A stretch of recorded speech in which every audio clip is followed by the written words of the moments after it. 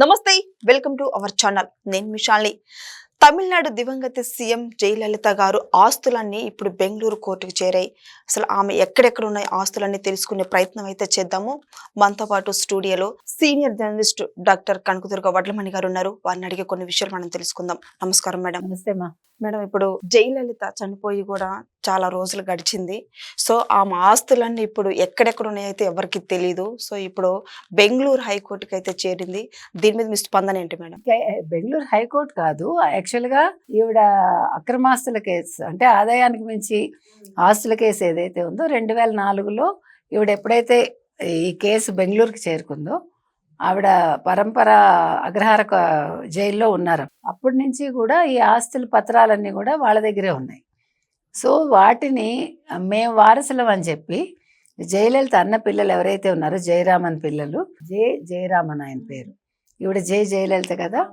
So జయ దీపక్ వాళ్ళిద్దరూ హైకోర్టును ఆశ్రయించారు. హైకోర్టు మీరు వారసులు కాదు, ఎందుకంటే ఆవిడ విల్లు రాయలేదు కాబట్టి అఫిడవిట్లు అవంతా ఉంటాయి అన్నమాట. సో అవన్నీ ఏది లేదు, మీరు కాదు అని చెప్పింది. సో వాళ్ళు సుప్రీంకోర్టుకి వెళ్ళారు. సుప్రీంకోర్టు కూడా ఆ కేసు కొట్టేసింది, మీరు వారసులుగా చెందరు మీరు అని. సో అందుకని ఇప్పుడు ఈ ఆస్తులు మనం గతంలో మాట్లాడుకున్నాం, ఇవన్నీ కూడా తమిళనాడు ప్రభుత్వానికి చెందాలి అని చెప్పి సుప్రీంకోర్టు చెప్పడం జరిగింది.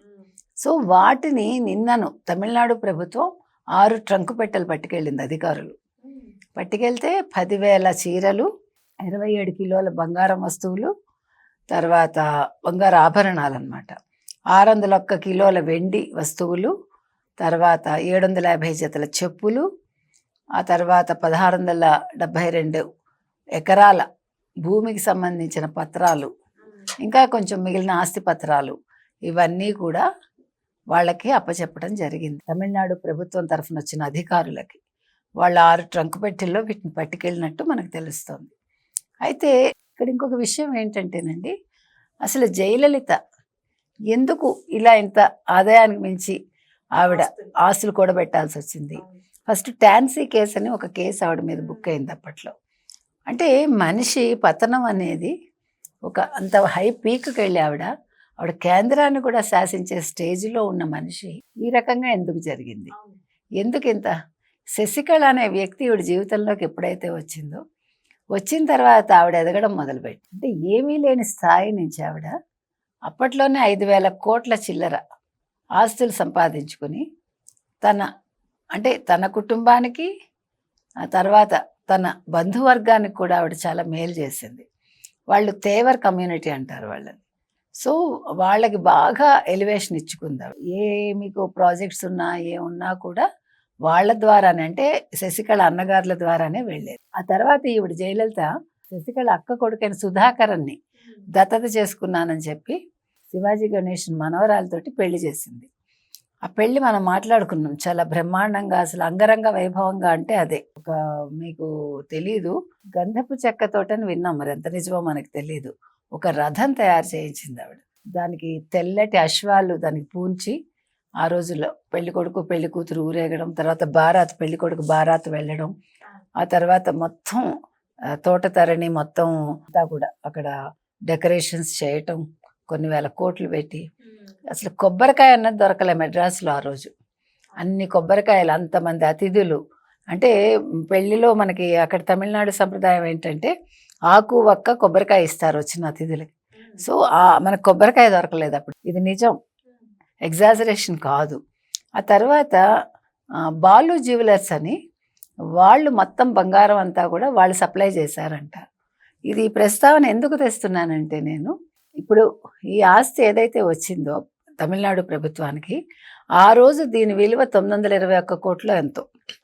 ఈ రోజు దీని విలువ 4,000 కోట్ల పైచీలకు అంటున్నారు. సో ఆ బాలు జ్యువెలర్స్ ఆయన గుండెపోటుతో చచ్చిపోయాడు వీళ్ళు పేమెంట్ చేయకపోతే. అంటే అప్పుడు వచ్చిన వార్తలు చెప్తున్నా. నిజంగా అందులో వాస్తవం ఉంటే తమిళనాడు ప్రభుత్వం ఏం చేయాలంటే ఆ కుటుంబానికి ఎంతో కొంత కాంపెన్సేషన్ ఇవ్వాలి బాలు జ్యువెలర్స్కి. అలాగే ఇంకెవరైతే బాధితులు ఉన్నారో ఈ రకంగా ఆ పెళ్లిలో, వాళ్ళకు కూడా వాళ్ళు కాంపెన్సేషన్ ఇస్తే బాగుంటుంది. ఎందుకంటే ఇంత ఆస్తులు వచ్చాయి కదా. ఈ ఆస్తి యాక్చువల్గా మనం న్యాయపరంగా ఆలోచిస్తే ఇదంతా కూడా ప్రజల సొమ్ము, ట్యాక్సుల పరంగా వచ్చింది. అంటే ఇదంతా కూడా ఆదాయానికి మించిన ఆస్తులు, గుర్తుపెట్టుకోండి ఆ పదం. కాబట్టి ఇది ప్రజలకు చెందాలి కాబట్టి ఇవన్నీ ఎవరెవరి దగ్గర నుంచి ఎలా వచ్చాయి అది కనుక్కోగలిగితే ఒక ఏమంటారు డిటెక్టివ్ లాగా వీటన్నింటి కూడా అప్పచెప్తే బాగుంటుంది ఎంతో కొంత. దానివల్ల కుటుంబాలు సంతోషిస్తాయి, వాళ్ళు ఆర్థికంగా బలపడతారు. ఎందుకంటే దీన్ని కూడా క్లెయిమ్ చేసుకునేదే శశికళ. అదే అన్నీ మీరు అనుకున్నవి జరగవు, అన్నీ అనుకోలేదని ఆగవు కొన్ని అని. ఇది అనుకుని జరగలేదు ఆవిడకి. ఆవిడ జైలుకి వెళ్ళిపోవడం, ఆవిడ సడన్గా ఆవిడ చచ్చిపోవటం, ఆ జైలు వెళ్తే చావే ఒక పెద్ద మిస్టరీ ఈ రోజు కూడా. కాబట్టి మనిషి ఎంత సంపాదించాడని కాదు, ఎంత పేరు మిగుల్చుకున్నాడు అనేది ముఖ్యం. అది చాలా అవసరం. ఇప్పుడు జయలలిత అంత శాసించిన మనిషి ఒక పురడ్చి తలైవి అని పేరు తెచ్చుకుని అందరికీ అమ్మగా నిలిచి ఎన్నో మంచి పథకాలు పెట్టింది ఆవిడ. ఆవిడ పెట్టిన పథకమే అమ్మ క్యాంటీనే ఈరోజు అన్నా క్యాంటీన్గా ఇక్కడ పరిణతి చెందింది. అదేవిధంగా క్రేడిల్ బేబీది ఆవిడ ఒక ఉయ్యాల పథకం అని పెట్టింది. ఎవరికైనా పిల్లలు వద్దనుకున్నా లేదు ఎక్కడైనా అనాథ పిల్లలున్నా ఆ ఉయ్యాల్లో పడుకోబెడితే వాళ్ళు శిశు సంక్షేమ శాఖ వాళ్ళు అప్పట్లో వాళ్ళని చూసుకునేవాళ్ళు.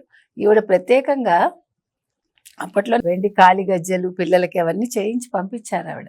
అంటే ఆవిడకి మంచి హృదయం ఉంది జయలలితకి. At the same time she is both edges అనమాట. ఒకటి ఎంత సహృదయత ఉంటుందో అంత కఠినత్వం ఉంది ఆవిడలో. అంటే స్ప్లిట్ పర్సనాలిటీ అంటాం దాన్ని. అందువల్ల ఆవిడ జీవితంలో చాలా కోల్పోయింది నన్ను అడిగితే. అంటే ఎప్పుడైతే మీరు అంటే మీరు ఒక గిరి గీసుకుని ఉంటారో మీకు ఆత్మీయులు ఎవరు మిగలరు.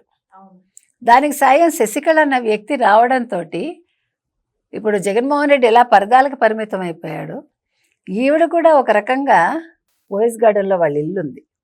అందుకని నేనేం చెప్తున్నానంటే మనిషి సంఘజీవిగా ఉండాలి, లేకపోతే చావు కూడా చాలా భయంకరంగా ఉంటుంది వాళ్ళకి. మీరు ఒంటరిగా ఉండండి, ఒంటరిగా ఉంటూనే మీ లోకం మీరు సృష్టించుకోవాలి, మీకంటూ నలుగురు మనుషుల్ని పెట్టుకోవాలి.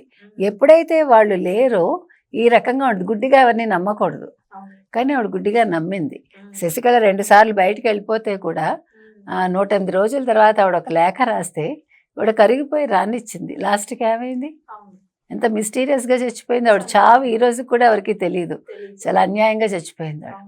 కాబట్టి మనిషి ఎంత సంపాదించినా కూడా వెళ్ళేది మట్టిలోకే, మనం అయ్యేది పిడికెడు బూడిదే.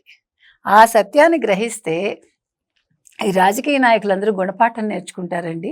ఇంత ఆస్తులు సంపాదించాలి, ఇంత లక్షల కోట్లు సంపాదించాలి, ఇవి దాచుకోవాలి, 10 తరాలకు ఇవ్వాలి. రాజుల సొమ్ము రాళ్ల పాలని ఈరోజు జయలలిత జీవితం ప్రూవ్ చేసింది. ఆవిడ దగ్గర 8762 పుస్తకాలు ఉండేవి. ఇప్పుడు అందులో ఆస్తుల్లో అది కూడా ఆవిడ సంపద అదే. ఆవిడ చాలా చదువుకుంది, ఏం ప్రయోజనం? ఆవిడ అంటే డిగ్రీ చదవలేదు, ఆవిడ ఇంగ్లీష్ మీడియంలో చదువుకున్నారు. మంచి ఇంగ్లీష్ మాట్లాడేది, మంచి తెలుగు మాట్లాడేది, మంచి తమిళం, మంచి కన్నడ అన్నీ వచ్చు ఆవిడకి. కానీ ఏం ప్రయోజనం? అన్ని పుస్తకాలు చదివి కూడా ఆవిడ ఒక స్నేహితురాల చేతిలో మోసపోయినట్టే, స్నేహితురాలు వెన్నుపోటు పొడిచినట్టే. కాబట్టి పుస్తకాలలో చదివినంత మాత్రాన జ్ఞానం రాదు. ప్రాక్టికల్ అనుభవం అనేది ఎవరికైనా చాలా ముఖ్యం, అందున రాజకీయ నాయకులకి ఇంకా ముఖ్యం. కాదు మేడం, ఆమె ఎన్ని వేల కోట్ల ఆస్తులు సంపాదించుకుంది, అసలు ఆమె దాని వెనక కారణాలు ఏంటి, ఎట్లా ఎదిగింది అసలు ఆమె? ఎదగడం అంటే అలా కాదండి. ఆవిడ సినిమాల్లో బాగానే సంపాదించుకున్నారు. ఇప్పుడు ఆవిడ ఉండే ఇల్లు వేదనే లేవని తల్లి పేరు మీదే పెట్టుకుంది ఆవిడ. అవన్నీ బాగానే ఉన్నాయి. శశికళ ఎంట్రీ తర్వాత శశికళ కన్ను దేని మీద పడితే అది వాళ్ళ సొంతం అయిపోయేది. సో ఆ రకంగా ఆస్తులు వచ్చాయి. శశికళ ఇప్పుడు ఈ లెక్కన మీరు ఇది 4000 కోట్లు అంటే ఇప్పుడు శశికళ ఆస్తి ఎంత ఉంటుందో ఆలోచించుకోండి. కాబట్టి రాజకీయాల్లోకి వచ్చాక ఒక్కసారి మనిషి ఇప్పుడు చూడండి, రక్తం రుచి మరిగిన పులి అంటారు, అలాగా అవినీతికి అలవాటు పడ్డ ప్రాణం అంత ఈజీగా వదులుకోదు. అంటే మీకు అనిపించే జబ్బ తీసుకోవడం ఎందుకులే అని, కానీ ఆ టైంలో మీ మనసు వినదు మీ మాట. కాబట్టి ఈ రకంగా ఇప్పుడు ఆవిడేం తెలివి తక్కువగా లేదు, కాకపోతే ఏంటంటే నెచ్చలిని నమ్మింది. మరి ఏం జరిగింది అనేది మనకు తెలియదు, కానీ మనకు తెలిసినది ఏంటంటే ఒక ఉన్నత స్థానంలోంచి ఆవిడ ఈ రకంగా ఇటువంటి చావుకి రావడం, ఆ చావు తర్వాత ఆవిడ జీవితం ఇలా అవడం, ఇప్పటికీ ఆవిడ వార్తల్లో నిలవడం, ఇది మాత్రం బాధాకరం. Thank you madam. Thank you.